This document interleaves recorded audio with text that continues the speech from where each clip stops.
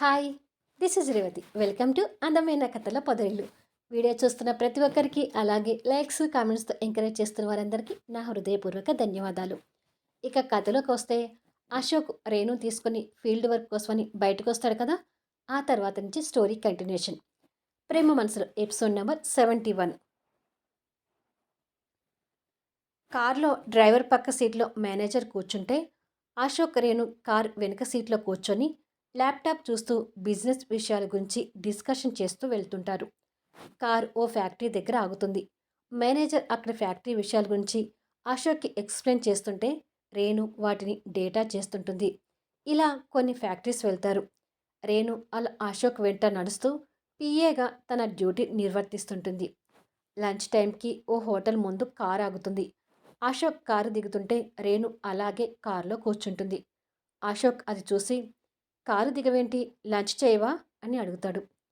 నేను హాస్టల్ నుంచి lunch box తెచ్చుకున్నాను బాస్, మీరు వెళ్ళి లంచ్ చేసి రండి, నేను నా బాక్స్ తింటాను అని హ్యాండ్ బ్యాగ్లో నుంచి లంచ్ బాక్స్ బయటకు తీస్తుంది. ఆ లంచ్ బాక్స్ పక్కకు పెట్టు, నీకు చికెన్ బిర్యానీ అంటే ఇష్టం కదా, పద బిర్యానీ తిందు గాని అంటాడు. ఏమీ అవసరం లేదు, నేను నా బాక్స్ తింటాను బాస్ అంటుంది. సరే, నువ్వు నీ బాక్సే తింటూ నాకు కంపెనీ ఇద్దుగని రా అంటాడు. రేణుకి ఇష్టం లేనట్టుగా మౌనంగా ఉండిపోతుంది. అశోక్ తన చేతిలో నుంచి లంచ్ బాక్స్ తీసుకొని హోటల్ లోపలికి వెళ్తుంటే, ఇక రేణు చేసేది ఏమీ లేక అశోక్ వెంట వెళ్తుంది. కొద్దిసేపటికి ఇద్దరు ఒక టేబుల్ ముందు కూర్చుంటారు. నీ లంచ్లో కర్రీస్ ఏంటి అని అడుగుతాడు. పప్పు బెండకాయ అని అంటుండగానే టేబుల్ మీదకి బిర్యానీ, ఎర్రని చికెన్ లెగ్ పీసెస్ వచ్చి చేరుతాయి. రేణుకి అసలే చికెన్ అంటే ప్రాణం. వాటిని చూడగానే ప్రాణం లేచి వస్తున్న అశోక్ ముందు గంభీరంగా నటిస్తూ తన లంచ్ బాక్స్ ఓపెన్ చేస్తుంది. తన ముందు మసాలా వాసనతో చికెన్ లెగ్ పీసులు చూసుకొని, బాక్సులో బెండకాయ ముక్కలు చూసుకొని ఒకంత ఏడుపు మొహం పెట్టుకుంటూ బెండకాయ కూరతో భోజనం కలుపుతుంటుంది. అశోక్కి తన పరిస్థితి అర్థమై నవ్వొస్తుంటుంది. అశోక్ తన్ని అలాగే చూస్తూ ఒక లెగ్ పీస్ కొరికి, ఇదేంటి, ఈ హోటల్లో చికెన్ చాలా బాగుంటుంది అంటారు, నాకు అంత టేస్ట్ అనిపించడం లేదే అంటాడు. రేణు బెండకాయ కూరతో ఒక ముద్ద తినబోయి ఆగి, ఇక్కడ చికెన్ చాలా బాగుంటుంది, ఇక్కడ చికెన్కి పేరు పెట్టడానికే లేదు, నీకు గుర్తుందో లేదో, ఒకసారి మన నలుగురం ఈ హోటల్కే వచ్చాం, అప్పుడు మీ అందరికన్నా నేనే ఎక్కువ లాగించాను అంటుంది. "మ్మ్, నాకు గుర్తుంది, కానీ అప్పుడున్న టేస్ట్ ఇప్పుడు లేదు అంటాడు. ఇక్కడ ఎప్పుడు బాగానే ఉంటుందే అంటుంది. లేదు, ఇప్పుడైతే అస్సలు బాగలేదు, కావాలంటే ఒకసారి నువ్వు టేస్ట్ చేయి, నీకే తెలుస్తుంది అంటాడు. సరే, ఎలా ఉందో నేను చెప్తాను అని ఒక లెగ్ పీస్ తీసి ఒక లెగ్ పీస్ అందుకొని టేస్ట్ చేసి, సూపర్గా ఉంది, ఇంత టేస్ట్ ఉంటే బాగలేదంటావేంటి అంటుంది. అవునా, మరి నాకెందుకో నచ్చటం లేదు, నేను రైస్తో కలిపి తిన్నాను, ఒకవేళ అలా టేస్ట్ లేదేమో, ఒక్కసారి రైస్తో టేస్ట్ చేసి చూడు అంటాడు. అప్పటికే చికెన్ లెగ్ పీస్ టేస్ట్ చేసిన రేణు ఇక ఆగలేక తన లంచ్ బాక్స్ పక్కకు పెట్టి బిర్యానీ తింటూ, సూపర్గా ఉంది, తినడం కాదు, వాటి రుచులు అనుభవించడం కూడా తెలియాలి, మీకు ఆ అదృష్టం లేదట్టుంది బాస్ అంటూ బిర్యానీ లాగిస్తుంటుంది. మామూలుగానే రేణుకి చికెన్ అంటే చాలా ఇష్టం. పైగా బాగా తిరిగి ఆకలి మీద ఉంది. ఇక వెనక ముందు చూడకుండా చికెన్ లెగ్ పీస్ పీక్కొని తినడం మొదలుపెట్టింది.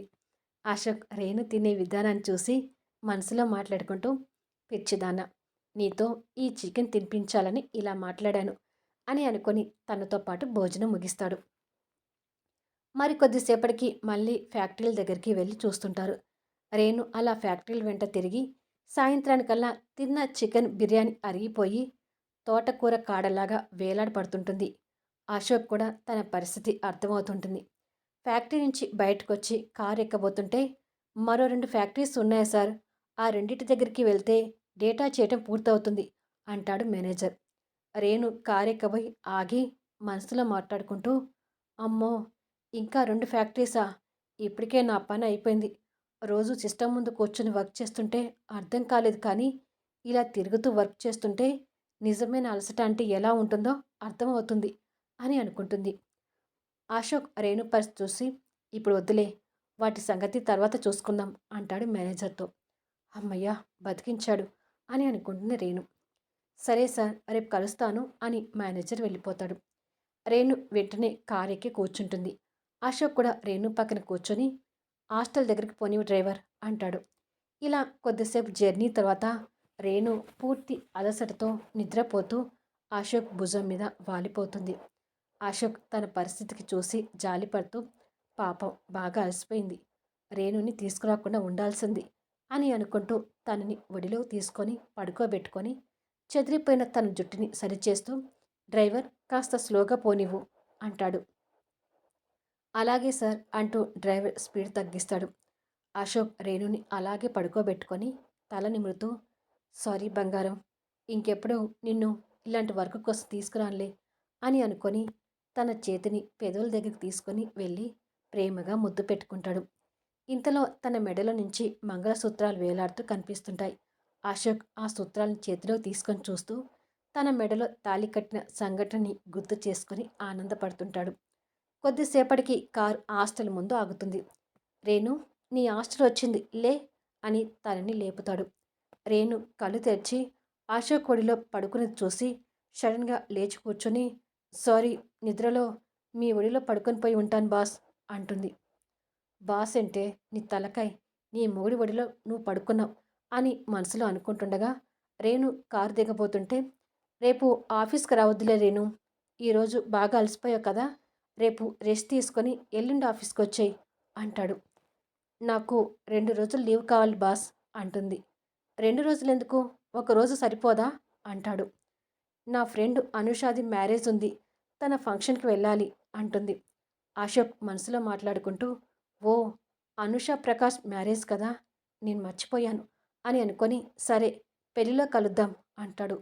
రేణు ఆశ్చర్యపోయి పెళ్ళిలో ఎలా కలుస్తాము, పెళ్ళికి మీరెందుకు వస్తారు అని అడుగుతుంది. అశోక్ తడబడుతూ అదే పెళ్ళి తర్వాత కలుద్దాం అనబోయి పెళ్ళిలో కలుద్దామన్నాను అని డ్రైవర్ పోనివ్వు అంటాడు. కారు వెళ్ళిపోతుంది. రేణు కాస్త అనుమానంగా ఆలోచిస్తూ లోపలికి వెళ్తుంటుంది. మరుసటి రోజు పెళ్లి ఫంక్షన్లో రేణు పట్టు చీరలో తయారై అనుషాని పెళ్లి కూతురిగా రెడీ చేసి చాలా అందంగా ఉన్నావు అనుష, ప్రకాష్ నేను ఇలా చూస్తే అంతే సంగతులు అంటుంది నవ్వుతూ.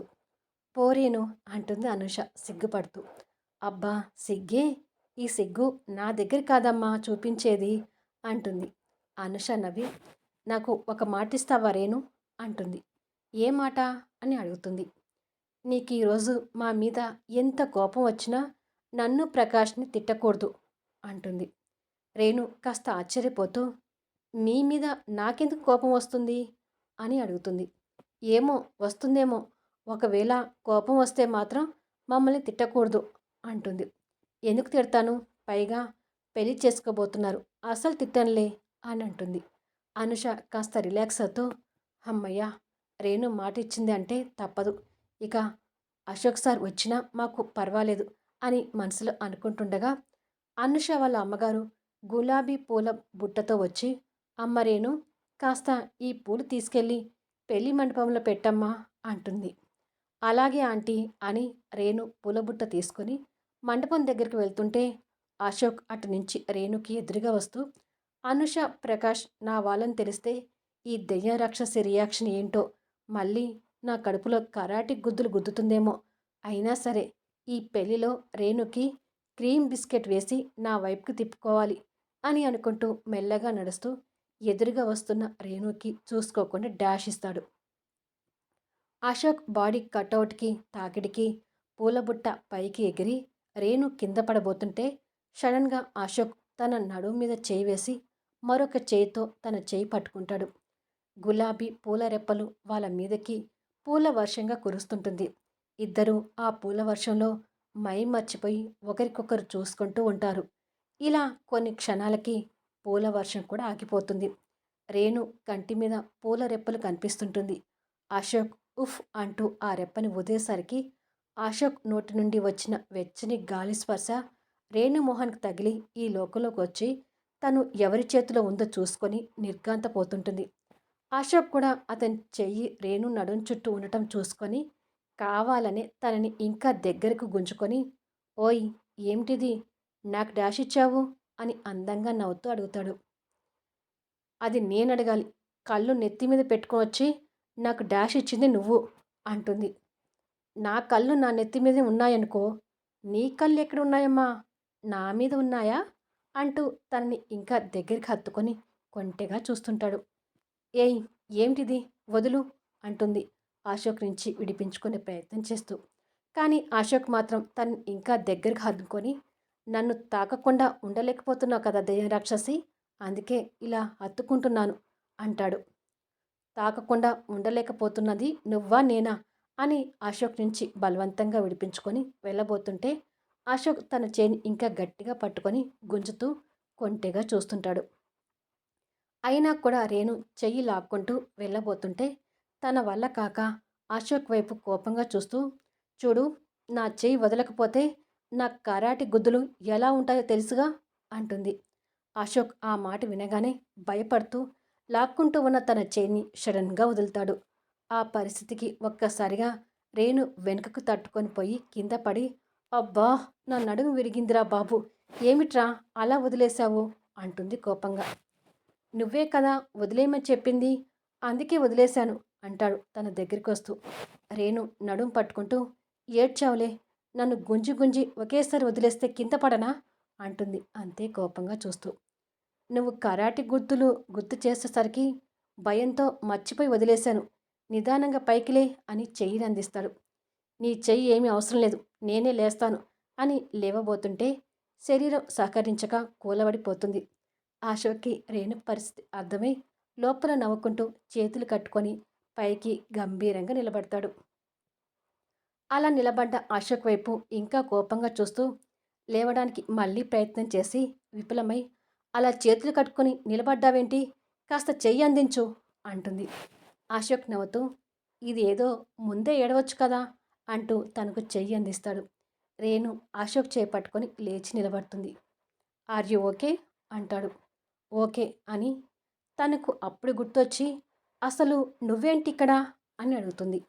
అశోక్ తల గొక్కుంటూ, చచ్చాను, ఇప్పుడు ఏం చెప్పాలి అని మనసులో అనుకొని, అదే నేను అడుగుతున్నాను, నువ్వేంటిక్కడ అంటాడు నటిస్తూ. నేను అనూష ప్రకాష్ల పెళ్ళికొచ్చాను అంటుంది. నేను కూడా అనూష ప్రకాష్ల పెళ్ళికొచ్చాను అంటాడు. పెళ్ళికొచ్చావా? అనూష ప్రకాష్ నీకెలా తెలుసు అని అడుగుతుంది. అశోక్ మనసులో మాట్లాడుకుంటూ ఈ విషయాన్ని ఎలాగైనా డైవర్ట్ చేయాలి అని అనుకొని, అవును, నువ్వేంటి నీ బాస్‌లను కూడా చూడకుండా నాకు గౌరవం ఇవ్వకుండా నువ్వు నువ్వు అని మాట్లాడుతున్నావు, నాకు మర్యాద ఇవ్వకపోతే నేను జాబ్‌లో నుంచి తీసేస్తాను అంటాడు. ఆ పని చెయ్యి మహాప్రభు, నీకు పుణ్యం ఉంటుంది అని అంటుంది. ఓహ్! నేను ఇలా అన్నానేంటి అని మనసులో అనుకుంటగానే అక్కడికి ప్రకాష్ వాళ్ళ అమ్మ, అనుష వాళ్ళ అమ్మ కలిసి వస్తూ అశోక్‌ని చూసి నవ్వుతూ, ఎంతసేపయింది అశోక్ వచ్చి అని అడుగుతారు. ఇప్పుడే వచ్చానండి అంటాడు. రేణు వాళ్ళ పలకరింపులకు ఆశ్చర్యపోతూ, ఆంటీ, ఈ అశోక్ మీకు ఎలా తెలుసు అని అడుగుతుంది. ఎలా తెలుసని అంటున్నావేంటమ్మా? అనుష, ప్రకాష్ అశోక్ కంపెనీలోనే కదా జాబ్ చేసేది. అసలు ఈ పెళ్లి జరగడానికి కారణం కూడా నీ భర్త అశోక్ వల్లనే అంటారు వాళ్ళు. రేణు ఆ మాటలకు నిర్ఘాంతపోతూ అశోక్ వైపు చూస్తుంటే అశోక్ రేణు మొహం చూడలేక నేల చూపులు చూస్తుంటాడు. ప్రకాష్ వాళ్ళమ్మ రేణు దగ్గరికి వస్తూ, ముందు మా పిల్లల ప్రేమ వివాహాన్ని మేము ఒప్పుకోలేదమ్మా. తర్వాత నీ భర్తే వచ్చి ఈ పెళ్లి చేయమని మాకు నచ్చచెప్పాడు.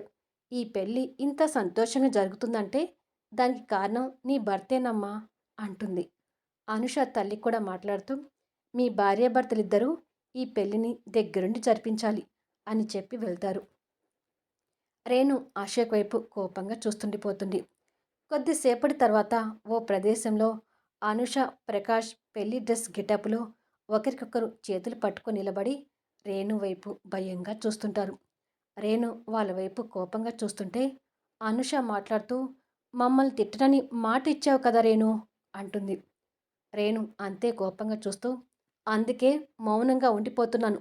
ఇన్నాళ్ళు నా పక్కనే ఉంటూ ఈ నిజాన్ని ఎందుకు దాచారు అని అడుగుతుంటే అశోక్ అక్కడికి వస్తూ, ఇప్పుడు ఏమైందని వాళ్ళిద్దరిని దోషిలాగా నిలబెట్టావు? ఇందులో వాళ్ళదేమీ తప్పులేదు అంటూ రేణుకి వెనుకగా వస్తాడు. రేణు అశోక్ వైపుకి తిరిగి, అవును, వాళ్ళదేమీ తప్పులేదు, తప్పంతా నీది అంటూ చెయ్యి ఎత్తి అశోక్ని కొట్టబోతుంటే అశోక్ ఆ చెయ్యి అందుకుని కొంటెగా చూస్తూ, నువ్వు కోపంలో కూడా భలే అందంగా ఉంటావే అంటాడు. అశోక్ మాటకు ప్రకాష్ అనుష భయం పోగొట్టుకొని ఒకరికొకరు చూసుకొని నవ్వుతుంటారు. రేణు మరో చేత్తో అశోక్ కడుపున గుద్దబోతుంటే అశోక్ ఆ చేయి కూడా పట్టుకొని, ఇక లాభం లేదు, నేను కూడా కరాటే నేర్చుకోవాలి అని రేణు వెనుకున్న అనుష ప్రకాష్ వైపు చేయి చూపిస్తూ వెళ్ళిపోండి అన్నట్టుగా సైగ చేస్తాడు. ప్రకాష్ అనుష చేయి పట్టుకొని అక్కడి నుంచి జారుకుంటాడు. అశోక్ రేణు రెండు చేతులు పట్టుకొని బంధించి, ఇప్పుడేంటి నీ బాధ? నన్ను కొడితే నీ కోపం పోతుందా అంటాడు. కొడితే కాదు, నిన్ను చంపేస్తే కోపం పోతుంది అని ముందు వాళ్ళిద్దరిని అనాలి అంటూ వాళ్ళు ఉన్నవైపు తిరిగి, ఈ ఇద్దరు ఏరి అని అంటుంది. అశోక్ రేణు నెత్తి మీద చిలిపిగా కొట్టి, ఏ మొద్దు, వాళ్ళు మరి కాసేపట్లో పెళ్లి చేసుకోబోతున్నారు, ఈ టైంలో వాళ్ళని నీ మాటలతో భయపెట్టించాలా అంటాడు. రేణు కోపంతో అంతే చూస్తుంటుంది. అశోక్ రేణు గడ్డం పట్టుకొని, నేను ఏది చేసినా అది నీ మంచికేనే, కాస్త ఆ కోపాన్ని పోగొట్టుకో బంగారం అంటూ రిక్వెస్ట్గా రేణు కళ్ళు పెద్దగా చేసి చూస్తూ కోపంగా వెళ్ళిపోతుంది. ఓహ్! ఈ దెయ్యం రాక్షసి కోపం తగ్గేది ఎప్పుడో, నన్ను కరుణించేది ఎప్పుడో అని అనుకొని నిరాశ చెందుతుంటాడు. మరికొద్దిసేపటికి తల్లిదండ్రులు, బంధువుల మధ్య అనుష, ప్రకాష్ పెళ్లి మండపంలో కూర్చుని ఉంటారు. పంతులు గారు మంత్రాలు చదువుతూ పెళ్లి జరిపిస్తుంటారు. రేణు అనుష పక్కన కూర్చుంటే అశోక్ ప్రకాష్ పక్కన కూర్చుని ఉంటాడు. అనుష, ప్రకాష్ ఒకరికొకరు సిగ్గుపడుతూ చూసుకుంటూ ఉంటారు. మరో పక్క అశోక్ రేణు వైపు కొంటెగా కన్ను గీటుతూ చూస్తుంటే రేణు మాత్రం అశోక్ని కొరికి మింగేసేలా చూస్తుంటుంది. మరికొన్ని క్షణాలకు బాజా భజంత్రీలు వేద మంత్రాలు సాక్షిగా ప్రకాష్ అనుష మెడలో తాళి కడతాడు. అనుష తల్లిదండ్రులు, ప్రకాష్ తల్లిదండ్రులు, అశోక్ రేణు జంట, బంధువులు అక్షింతలు వేసి ఆ జంటను ఆశీర్వదిస్తారు. తర్వాత అశోక్ రేణు తల మీద అక్షింతలు వేసి వెటకారంగా నవ్వుతుంటాడు. రేణు అక్షింతలు దులుపుకుంటూ కోపంగా చూస్తుంటుంది. మరో పక్క ప్రకాష్, అనుష పోటీ పడుతూ తలంబ్రాలు పోసుకుంటూ ఉంటారు. వాళ్ళ పక్కనే కూర్చున్న అశోక్, రేణు ఆ జంటని రెచ్చగొడుతూ ఇలా పోసుకోవాలి, అలా పోసుకోవాలి అని చెప్తుంటారు. అశోక్ పక్కనే ఉన్న మరో తలంబ్రాల బుట్టని అందుకొని, తలంబ్రాలు పోసేది అలా కాదు ప్రకాష్, ఇలా పోయాలి అంటూ దోసెట్లోకి తలంబ్రాలు తీసుకొని ఎదురుగా కూర్చున్న రేణు తల మీద పోస్తాడు. రేణు కోపం తెచ్చుకుంటూ, అలా కాదు అనుష, ఇలా ఫాస్ట్గా పోయాలి అంటూ రేణు కూడా దోసెట్లోకి తలంబ్రాలు తీసుకొని అశోక్ తల మీద పోస్తుంది. అశోక్ మళ్ళీ దోసెట్లో తలంబ్రాలు తీసుకొని, మీ ఆడవాళ్ళ కంటే మా మగవాళ్ళే తలంబ్రాలు బాగా పోస్తారు అని రేణు తల మీద తలంబ్రాలు పోస్తాడు. అదేం కాదు, మా ఆడవాళ్ళే తలంబ్రాలు బాగా పోస్తారు, కావాలంటే చూడు, నేను నీ తల మీద ఎలా తలంబ్రాలు ఎలా పోస్తాను అని రేణు తలంబ్రాలు తీసుకొని అశోక్ తల మీద పోస్తుంది. ఇలా అశోక్ రేణు కూడా పోటీ పడుతూ తలంబ్రాలు పోసుకుంటూ ఉంటే ప్రకాష్, అనుష ఆశ్చర్యపోయి చూస్తుంటారు. చివరికి అనుష ప్రకాష్తో పాటు అశోక్ రేణు కూడా తలంబ్రాలు పోసుకుంటారు. తర్వాత బిందెలో ఉంగరాలు తీయమని బిందెని ముందల పెడితే అనుష, ప్రకాష్ బిందెలో చేతులు పెట్టేలోపు అశోక్ రేణు బిందెలో చేతులు పెట్టి ఉంగరం కోసం ఒకరికొకరు గిచ్చుకుంటూ ఉంగరం కోసం వెతుకుతుంటారు. అనుష, ప్రకాష్ బిక్కమొహం వేసుకొని బిందె వైపు చూస్తుంటారు. రేణు ఉంగరం బయటకు తీసి, ఎస్, నాకే ఉంగరం దొరికింది, నేనే గెలిచాను అని సంబరపడుతూ చెప్తుంది. అశోక్ కాస్త మొహం మార్చుకొని, పోవే దెయ్యం రాక్షసి, నువ్వే గెలిచావు అంటాడు. మళ్ళీ రింగిని బిందెలో వేస్తారు. అశోక్ రేణు మళ్ళీ ఉంగరం కోసం బిందెలో చేతులు పెట్టబోతుంటే ప్రకాష్ బిందెని అందుకొని ఒడిలో పెట్టుకొని, మాకు కొంచెం ఛాన్స్ ఇవ్వండి సార్ అంటాడు రిక్వెస్ట్గా. ప్రకాష్ పరిస్థితికి అనుష నవ్వుతుంటుంది. ఓ, మర్చిపోయాను ప్రకాష్, ఇది మీ పెళ్ళి కదా, కానివ్వండి అంటాడు అశోక్. అనుష, ప్రకాష్ కూడా బిందెలో ఉంగరాల తంతుని ముగిస్తారు. మరికొద్దిసేపటికి ప్రకాష్, అనుష పూల బంతి ఆడుతుంటే ప్రకాష్ వేసిన బంతిని అశోక్ అందుకొని, బంతిని వేయటం అలా కాదు ప్రకాష్, ఇలా వేయాలి అని రేణు ఎద మీదకు బంతిని విసురుతాడు. రేణు కోపంగా చూస్తూ బంతిని అందుకొని అంతే కోపంగా అశోక్ వైపుకి విసురుతుంది. అశోక్ నవ్వుతూ ఆ బంతిని పట్టుకొని రేణు ఎద మీదకి మళ్ళీ విసిరి కన్ను గీటుతాడు. రేణు ఇంకా కోపం తెచ్చుకుంటూ అశోక్ మీదకి బంతిని విసురుతుంది. ఇలా వాళ్ళిద్దరూ బంతి ఆడుతుంటే అనుష, ప్రకాష్ బిక్కమొహాలు వేసుకొని వాళ్ళ దగ్గర నుంచి బంతిని పట్టుకోవాలని చూస్తుంటారు.